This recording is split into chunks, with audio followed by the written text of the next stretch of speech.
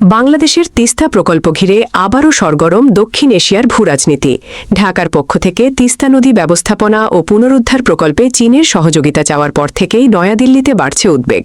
ভারতের কৌশলগত বিশ্লেষকদের মতে বিষয়টি শুধু নদী বা পানি ব্যবস্থাপনার নয়, এটি এখন সরাসরি আঞ্চলিক নিরাপত্তা ও ভূরাজনৈতিক প্রভাব বিস্তারের লড়াইয়ে রূপ নিচ্ছে। বাংলাদেশ যে প্রকল্পটি বাস্তবায়নের উদ্যোগ নিয়েছে তার নাম comprehensive management and restoration of Teesta river project. এই পরিকল্পনার আওতার তিস্তার ১০২ কিলোমিটার নদীখাত খনন, গভীরতা বৃদ্ধি, নদী ভাঙন ঠেকাতে দুই তীরে ২০৩ কিলোমিটার বাঁধ নির্মাণ সহ বড় ধরনের অবকাঠামোগত কাজের পরিকল্পনা রয়েছে। এই প্রকল্পে বেইজিংয়ের সম্পৃক্ততা ভারতকে নতুন করে ভাবাচ্ছে। ভারতের মূল উদ্বেগের জায়গা শিলিগুড়ি করিডর, যাকে দেশটির কৌশলগত মহলে চিকেন স্নেক বলা হয়। এই সরু ভূখণ্ড ভারতের মূল ভূখণ্ডকে উত্তর পূর্বাঞ্চলের সঙ্গে যুক্ত করেছে।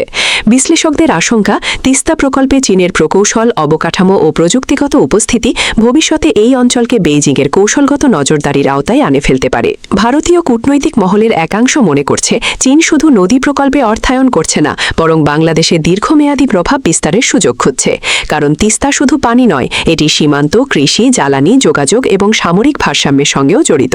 ফলে বেইজিং যদি এই অঞ্চলে স্থায়ী উপস্থিতি গড়ে তোলে, তাহলে তা ভারতের নিরাপত্তা কৌশলের জন্য বড় চ্যালেঞ্জ হয়ে দাঁড়াতে পারে। আরও একটি বিষয় দিল্লিকে অস্বস্তি ফেলছে, চীনের জলনীতি।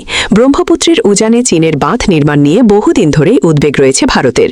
বিশ্লেষকরা বলছেন, মেকং নদীর মতো ব্রহ্মপুত্রেও যদি পানি নিয়ন্ত্রণকে কৌশলগত অস্ত্র হিসেবে ব্যবহার করা হয়, তাহলে ভবিষ্যতে ভারত ও বাংলাদেশ দুদেশই বড় ঝুঁকিতে পড়তে পারে। অন্যদিকে ঢাকা বলছে, তিস্তা অঞ্চলের মানুষের দীর্ঘদিনের ভাঙন ও পানি সংকট নিরসনে কার্যকর সমাধান দরকার।